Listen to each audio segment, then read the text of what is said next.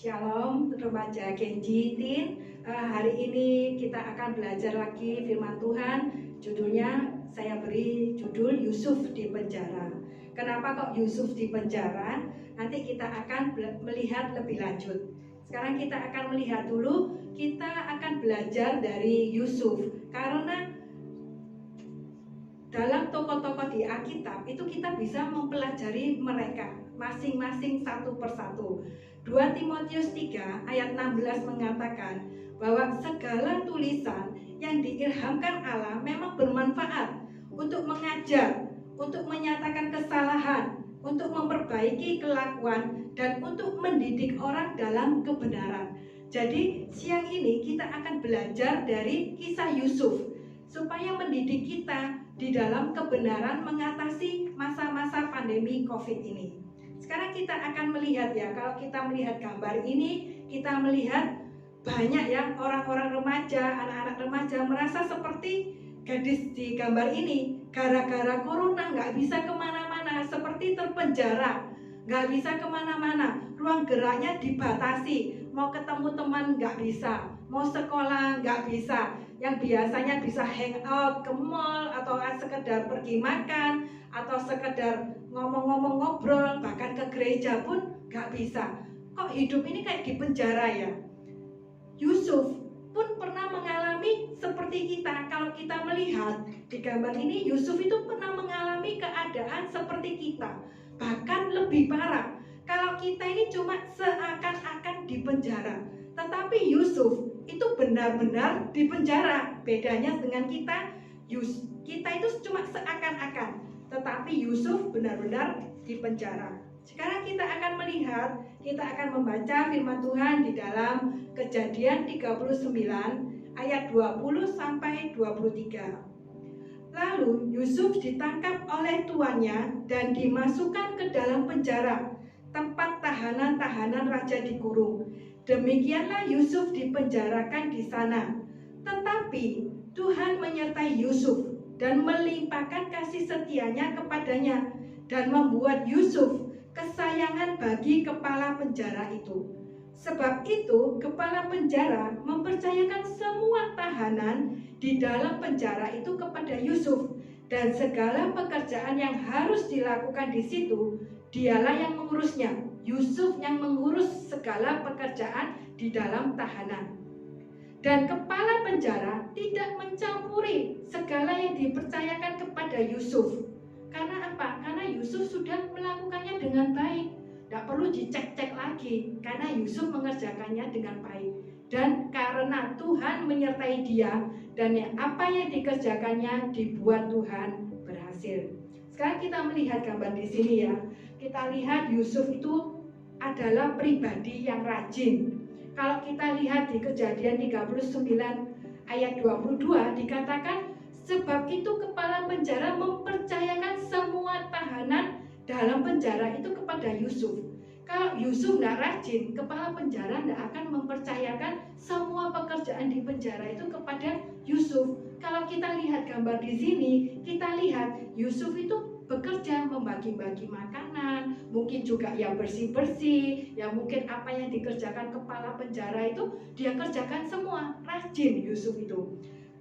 Dikatakan segala pekerjaan yang harus dilakukan di situ dialah yang mengurusnya. Jadi segala pekerjaan di dalam penjara itu Yusuf yang mengurusnya.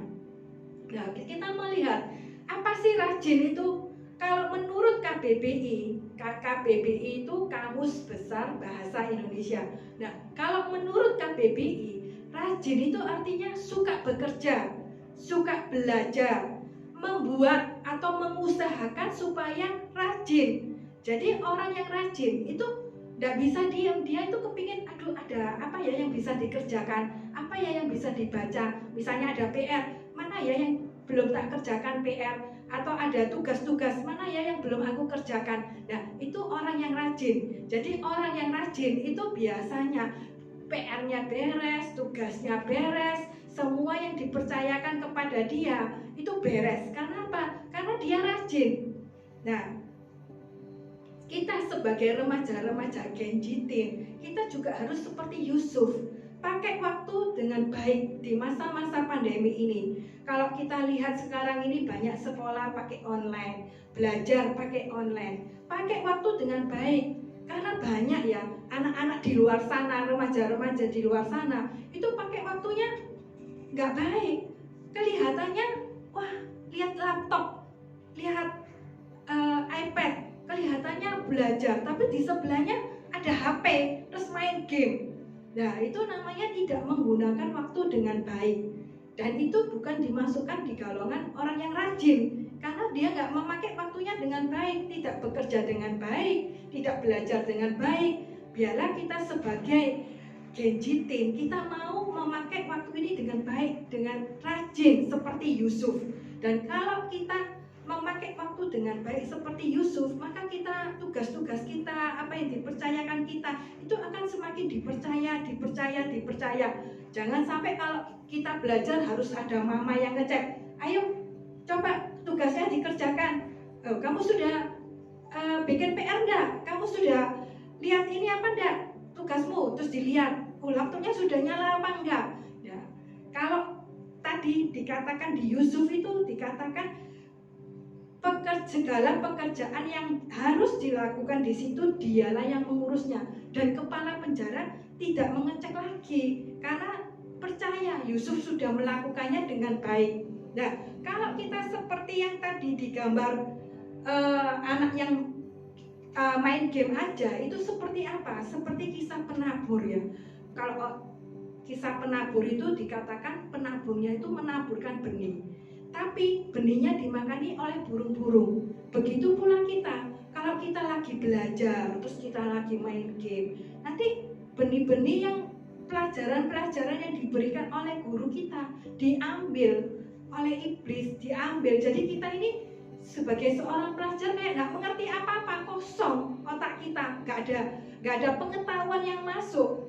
Begitu juga dengan ketika kita ibadah seperti ini, ibadah online, firman diberitakan, terus kita sambil duduk leyeh-leyeh, sambil main HP, main game. Itu nanti seperti kisah penabur ini, benih-benih yang ditaburkan dimakan oleh burung. Benih itu bicara tentang apa? Bicara tentang firman Tuhan. Dan burung ini bicara tentang iblis yang mengambil benih-benih itu. Oleh sebab itu banyak remaja-remaja Kristen, anak-anak Tuhan yang nggak bisa tumbuh. Karena apa? Karena benih-benihnya dicuri, diambil oleh iblis. Jadi kita kalau mendengarkan firman Tuhan atau kita juga belajar, biarlah pengetahuan itu masuk. Ketika kita mendengar firman Tuhan, kebenaran itu masuk. Jadi kita itu bisa dimerdekakan, diubahkan. Karena firman Tuhan itu memerdekakan kita. Terus kita lanjut. Selain rajin, Yusuf ini apa? Disertai Tuhan. Jadi selain rajin, Yusuf itu disertai Tuhan. Ini salah ya, sorry. Ini nomor 2, disertai Tuhan.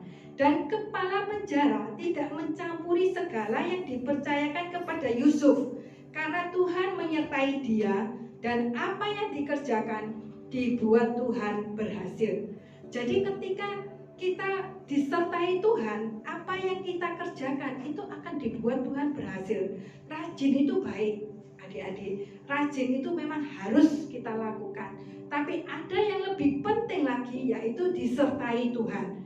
Karena ada banyak orang yang rajin, tapi loh, kok nggak naik? Oh, rajin, tapi ada sesuatu yang kok nggak berhasil.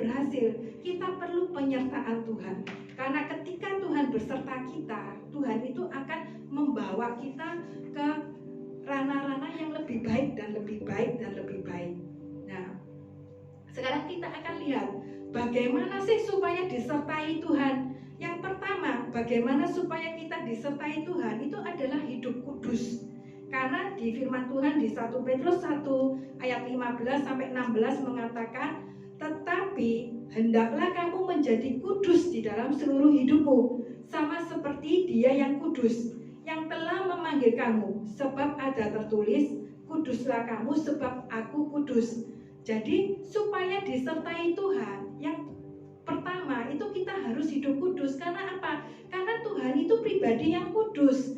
Dia satu pribadi yang kudus, dan Dia itu kalau mau dekat sama Tuhan, makanya kita itu harus juga kudus supaya Tuhan bisa menyertai kita selalu. Di Yesaya dikatakan, oh telingaku ini loh tidak kurang panjang untuk mendengar, tanganku tuh tidak kurang panjang, tetapi yang memisahkan kita itu adalah dosa kita.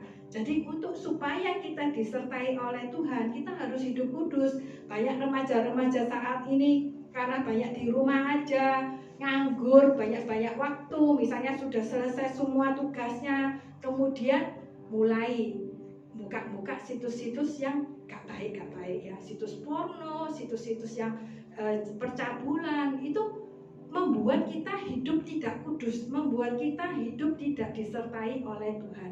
Jadi salah satu supaya kita mendapat penyertaan Tuhan itu adalah hidup kudus. Nah, yang kedua supaya disertai oleh Tuhan yaitu taat. Kita harus taat kepada Tuhan karena kita ini anak-anak Tuhan. Kalau kita anak-anak Tuhan, kita harus taat kepada Tuhan. Seperti kita anak-anak orang tua kita juga harus taat kepada orang tua kita. Nah, kita anak-anak Tuhan, kita harus taat kepada Tuhan. Kita baca di Kejadian 39 ayat 9. Bahkan di rumah ini ia tidak lebih besar kuasanya daripadaku, dan tiada yang tidak diserahkannya kepadaku selain daripada engkau, sebab engkau istrinya. Bagaimanakah mungkin aku melakukan kejahatan yang besar ini dan berbuat dosa terhadap Allah? Jadi kita ini harus apa? Taat kepada firman Tuhan. Jangan, kalau kita melanggar firman Tuhan itu termasuk sebagai pelanggaran. Dan ketika kita melanggar pelanggaran itu sama dengan kita berdosa, melanggar firman Tuhan. Jadi ayo kita yang mau disertai Tuhan, kita mau perbaiki hidup kita jadikan hidup kita ini kudus, kemudian taat kepada firman Tuhan. Taat kepada firman Tuhan itu luas. Kita taat beribadah, taat melakukan doa-doa kita, taat rajin membaca firman Tuhan. Itu karena Tuhan menghendaki kita supaya taat sebagai anak-anak Tuhan. Nah, kalau taat menurut KBBI itu taat itu artinya apa? Tunduk patuh kepada apa? Kepada firman Tuhan.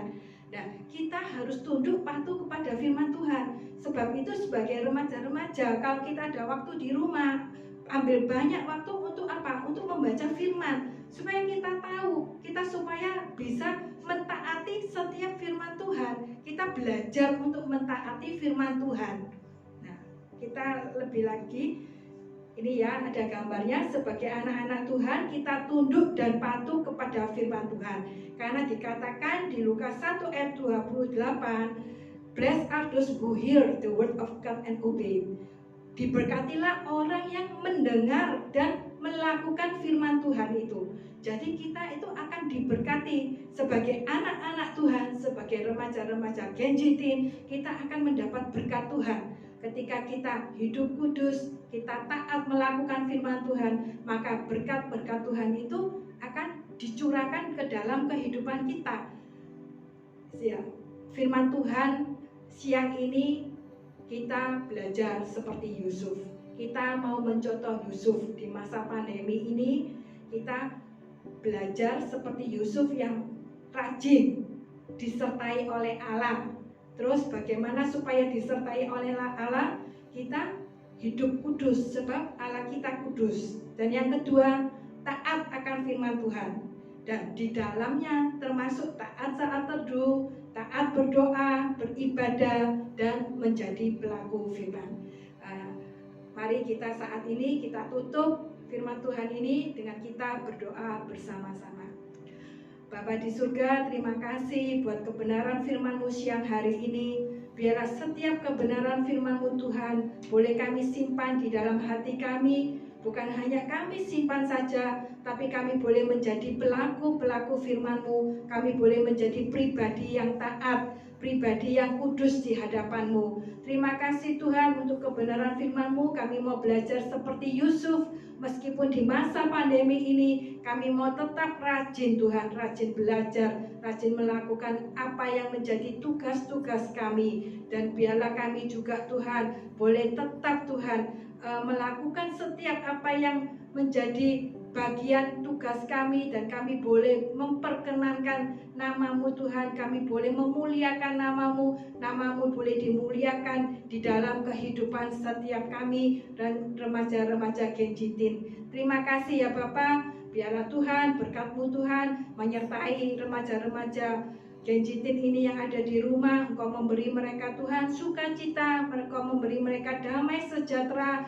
dan mereka boleh semakin hari Tuhan semakin memperkenankan Engkau dan memuliakan nama-Mu. Terima kasih ya Bapa. Di dalam nama Tuhan Yesus Kristus kami berdoa dan mengucap syukur. Amin.